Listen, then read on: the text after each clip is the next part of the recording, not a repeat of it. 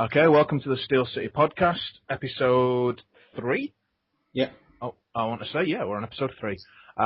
Today we're just going to have a talk about a tournament me and James went to this past week called the Northern Waagh. It was held at the Outpost in Sheffield. It's a 20-person tournament, only over one day, 3 games. Pretty minimal comp, I would say. Yeah, standard comp tournaments, isn't it? Nothing too out there. Yeah, I think, did we record a pre-show for this one? Yeah, I think we did, but we're getting scrapped and doing this one instead. Yeah, cool.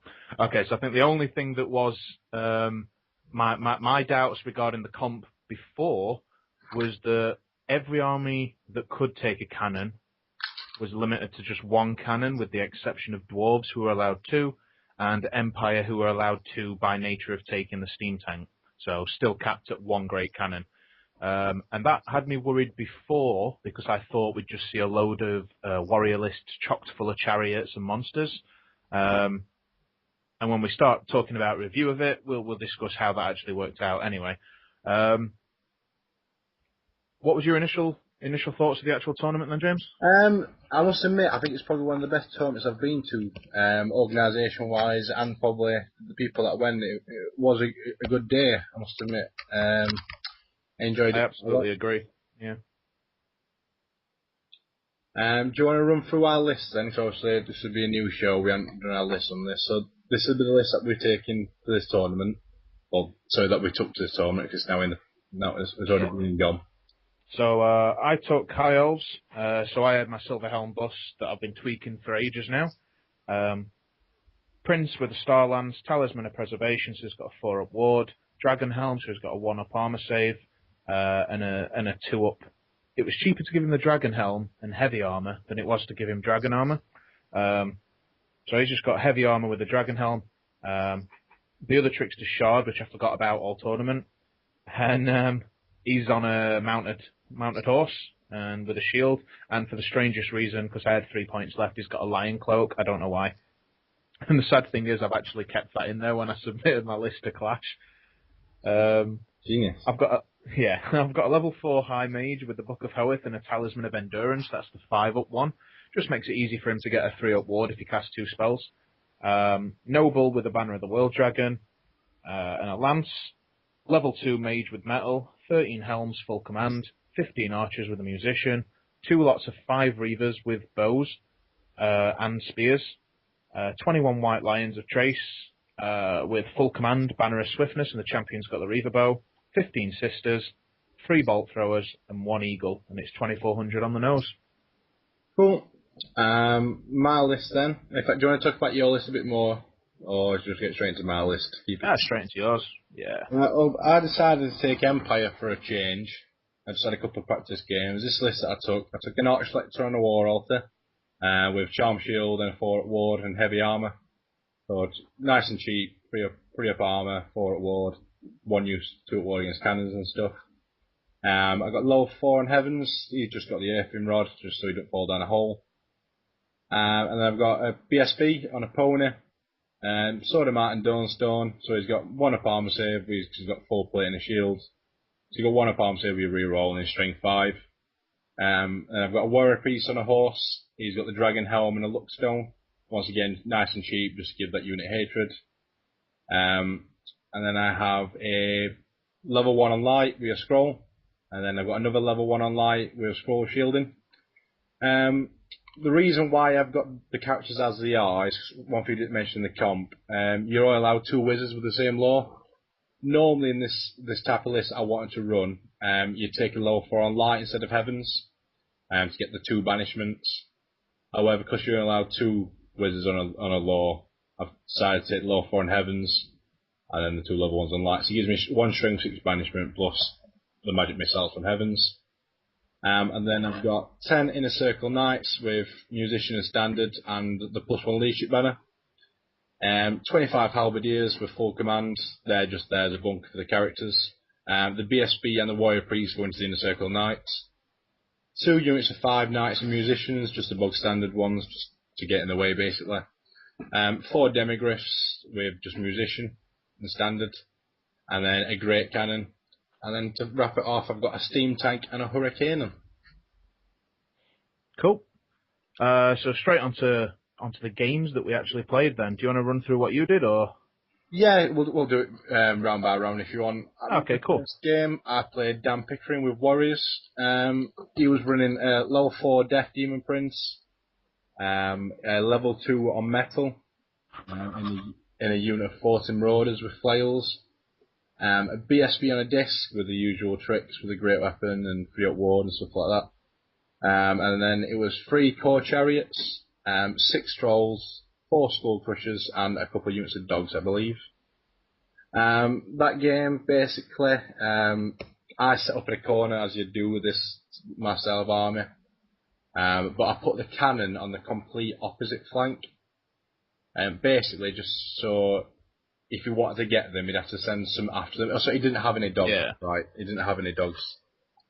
So you'd have to send some expensive to go over there and get the cannon. And it'd open up flank shots for skull crushers and stuff like that. Yeah, this game, basically, I sat in a corner. He would spend the first couple of turns trying to get to me. I got first turn. The first cannon shot of the game, I shot at the Demon Prince. Managed to hit him. He's got the Charm Shield. He rolls a 1. So I'm thinking, this is it. It's the first shot of the game. And then I roll a 1 to wound. I'm not impressed.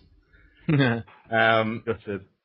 But basically what happened were, he's slowly getting to me. I'm picking off like the chariots. I managed to kill the Demon Prince with a banishment turn 2. As you'd expect. Yeah. He was basically foot slogging it towards me. He got the trolls into the demigriffs, which I wasn't entirely happy about. I'd rather it being later on the game. It's about turn 3, especially when on the I've got the Archlector who gives the demigriffs hatred within 6 inches, and the Hurricane was sat behind them, so they hit on 2s and rerolls. And on the turn that he charged, I think I did 13 wounds in total with the guys on top and the demigriffs. Damn. And he regened 11 of them. Oh. So it wasn't until exactly how, especially they threw 6 dice at the flaming spell and didn't get it off. Yeah, that's pretty painful. Yeah. So I think I needed at least 4 to hold in the end after he vomited at me. I think he killed the demigriff. So I'll leash it 4 to hold and managed to hold with a reroll. And then managed to get the steam tank into the side and ground them down. That was pretty much it. The chariots picked off the cannon and the steam tank picked off the chariots.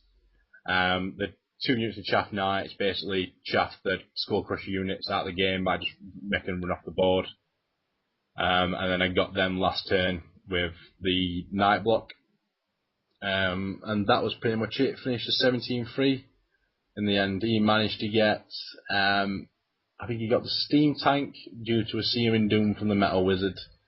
And I got everything but the Metal Wizard and the Marauders. Ouch. Pretty much it. Yeah, 17-3. Well, my game 1 I was drawn against Kieran Ellinson's Ogres, and without sounding cocky, as I've had my ass handed to me a fair few times to knock that out of me, I would like to think that 9 times out of 10 I could take a good game to Ogres and come out on top. Yeah, purely because I've got too much high strength hits and I'm hitting first all the time. It was basically a 20-0 from turn 2 onwards. I managed. He was rocking. I want to say not your totally normal list, as he didn't have a Hellheart, he didn't have the Rune Maw. He was running the Maw on his Slaughtermaster, and had a Fire Belly. He was rocking a Thunder Tusk, so you've got to give him credit for that. But by turn 2, with the range I've got on my Silver Helms had charged his Stone Tusk. My White Lions had charged his Bus, and between Metal Magic and 3 Bolt Throwers, I'd just whittled down his Mournfang. My Reavers, because he'd not got Musicians in 2 small Lead Belt units, my Musicians just vanguarded and then marched turn 1, so they charged the flanks turn 2. So I had about 4 or 5 charges on turn 2, and the game was pretty much done at that. He was just trying to get points. Felt a little bad. And if you do, by the way, want to see any of these I have actually got battle reports for these on YouTube. Just search Adam Sinclair, and this is game 48. Round 2 is game 49. Round 3 is game 50. Nice little plug there. Yeah, of course. Yeah, so after the first round, you were on top table, weren't you, for the second game? I was indeed, my first ever time on a top table. And I drew David Fairweather's, David Fairweather. It was his vampires list. Now this is what I'd almost been dreading to play, but this was why at the last minute I tweaked my list to include a metal mage because I thought it's going to help me. So he's running the Black Knight bus, the famous Black Knight bus. So he had a level 4 vampire in there, 2 level 1 vampires, a Witch King BSB, a White King BSB, and that was it. But there was also another 10 Black Knights behind it and the champion. And he did the old trick of, well, it turns out, I mean, if you do watch the video, at the time I thought it was an incorrect reform as I charged him in the flank. It turns out I was wrong and I'd misinterpreted the rule. Fair play. However, since then, what I didn't realise at the time was that he did move his characters incorrectly for a challenge, which on my charge denied me about 5 of my strength 5 hits, which would have been I don't think it would have swept the game. I was always going to lose to that list, I think. My magic was just so poor in the first 2 turns, I never had enough dice to throw. I mean, really, with a level 2 of metal, he's there to suicide Searing Doom when I need it most, and I never had 6 dice. I never even had 5 dice in my first 2 turns, and by that time it was too late. So I'd like to think maybe I'd have a chance in a different game, but that ended up, for some reason, I managed to take some points and fell swiftly back down to earth with an 18-2 defeat. Yeah. We were talking about it afterwards, weren't we? And it's stuff like using the chaff a bit. It was the first time you've got eagles and stuff, weren't it? So yeah, the learning curve with them. But my round 2 then, I played Kirk Taylor and his warriors. He had basically a level 4 metal on a disc, and then 5 chariots of the corn chariots, and then 1 Nurgle Gorby's chariot, and then a big Death Star of Skull Crushers. I think it's 6 Skull Crushers and 3 characters. Ouch. And then you got 1 unit of dogs as well. So basically, it's very hard to get points out of. Yeah, unless you've got the exact right tools. Yeah. So, James, did you have the right tools? Yeah, fortunately, it's what my army was exactly brought to beat, that style of list. So basically, I sat in a corner as usual. He set his army up and ran at me. I got first turn again. I think the one problem with Kirk's list is the entire army's leadership 8. Oh, really? Yeah, because he's only got the Sorcerer Lord and a disc, and the rest are heroes. Oh, okay. And of course, and the disc is leadership 8, isn't it? Because it's a Sorcerer Lord. Yeah, so a lot of it's Mark Corn. So my first turn, I literally just ran all my units 20 inches away from the chariots and stuff, just to force loads of frenzy tests. I think I killed a chariot earlier with a cannon. I think Steam Tank picked another cannon off, or was taking pop shots at the Skull Crushers, stuff like that. And his turn 1, he failed a couple of frenzy tests, and I think he wasn't entirely sure what to do, whether just to ignore it. He didn't make the charge.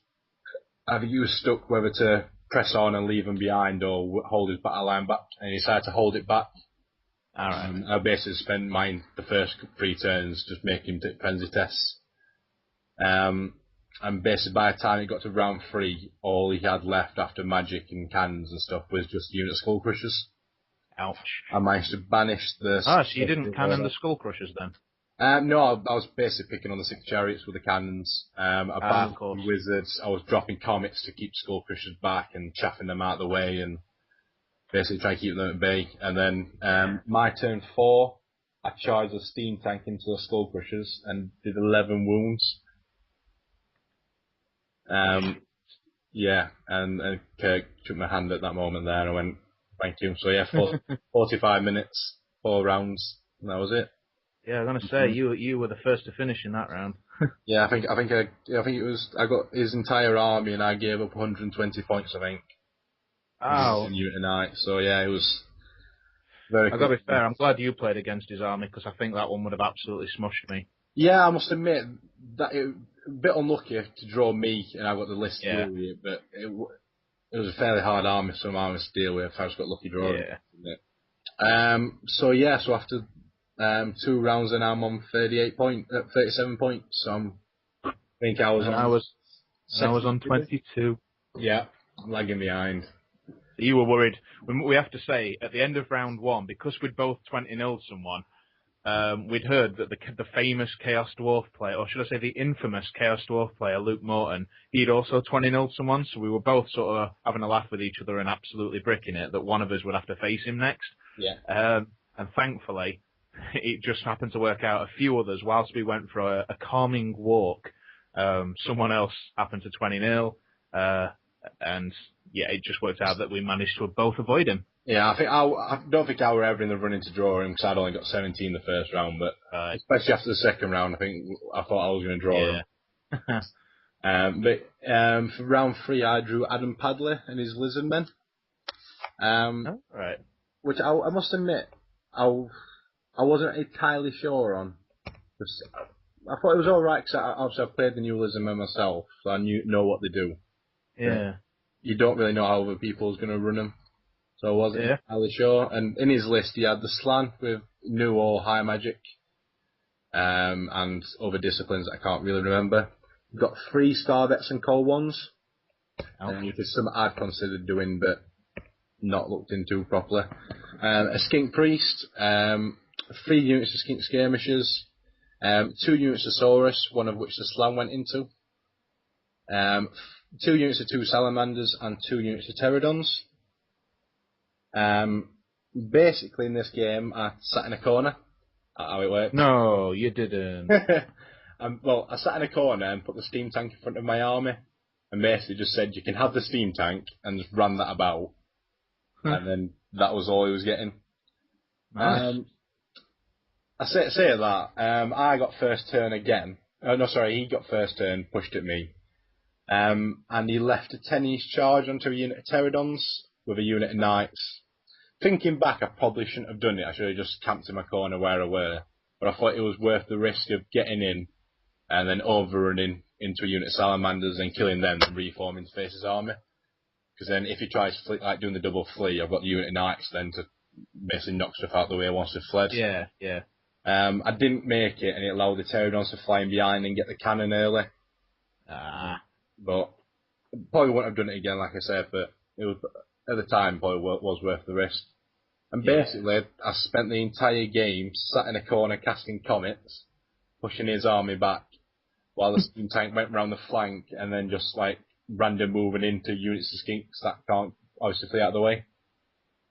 And I think in that game, the steam tank killed 2 units of skink skirmishers, a unit of pterodons, and all 3 scarvets. Wow. Either by cannon or by impact hits.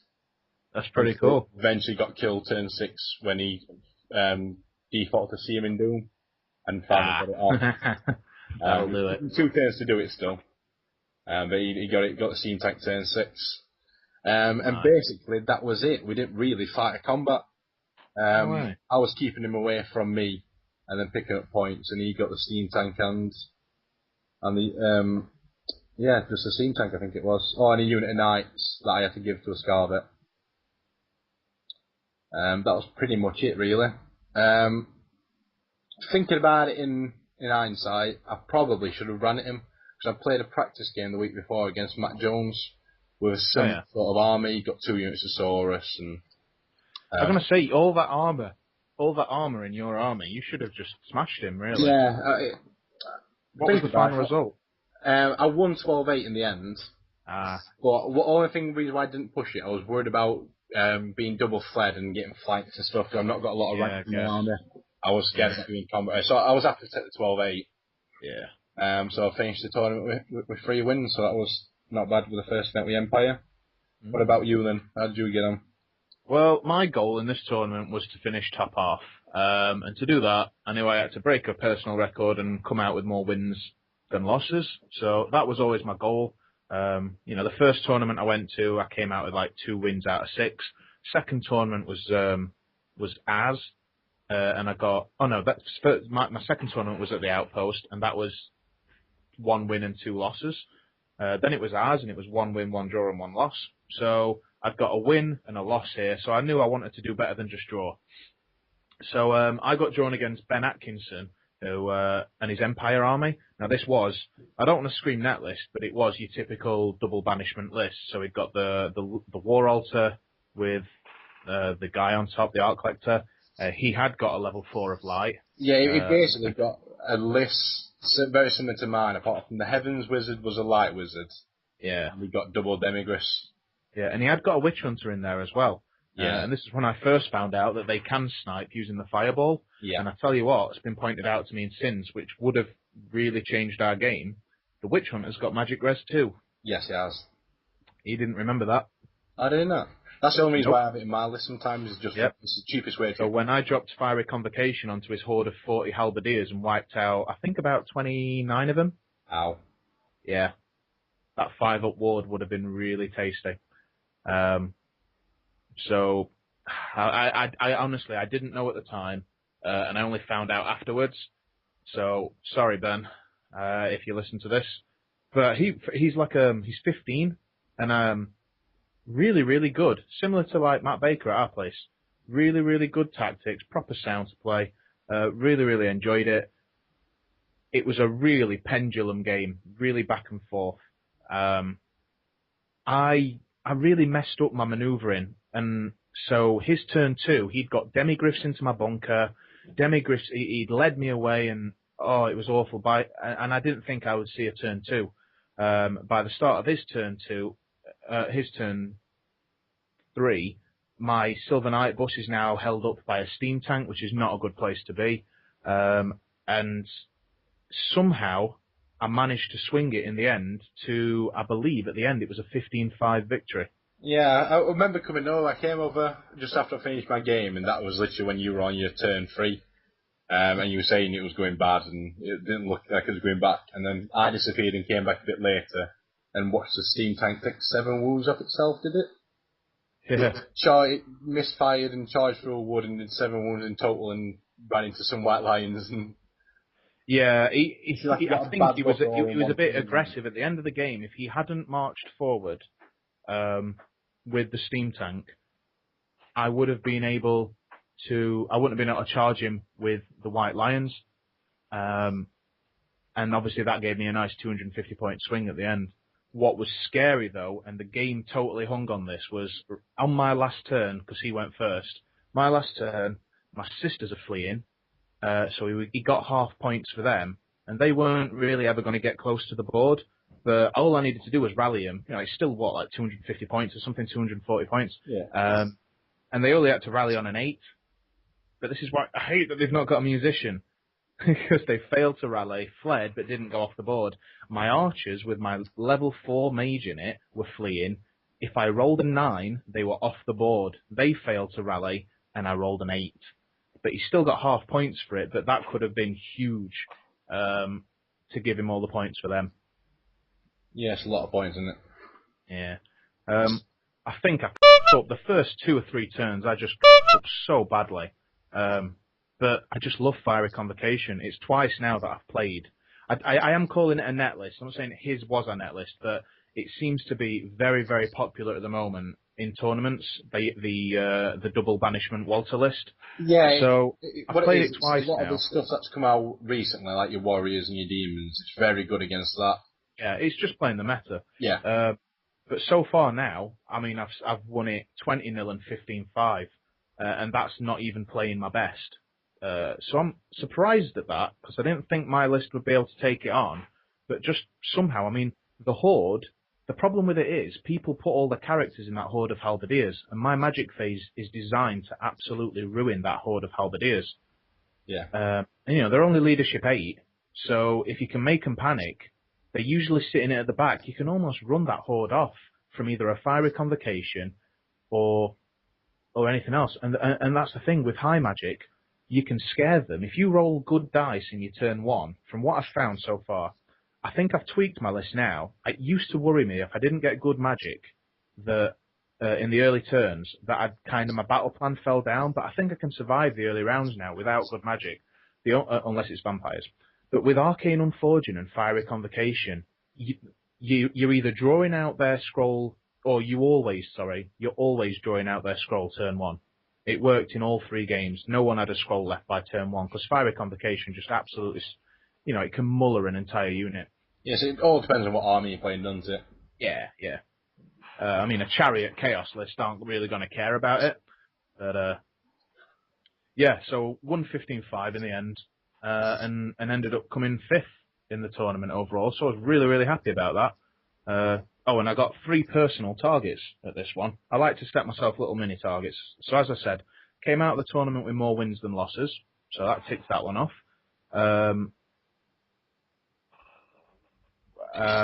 Came top half, better than that, top 25%, and came 3rd most bloodiest general. And I think best of all, killed a steam tank in combat. For the first time, I was pleased about that one.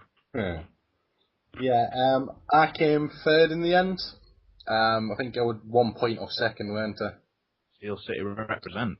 Yeah. I was quite happy with that. I was aiming for top 5, something like that. Just first event with the Empire. I thought top 5 or 6, I'd be well impressed.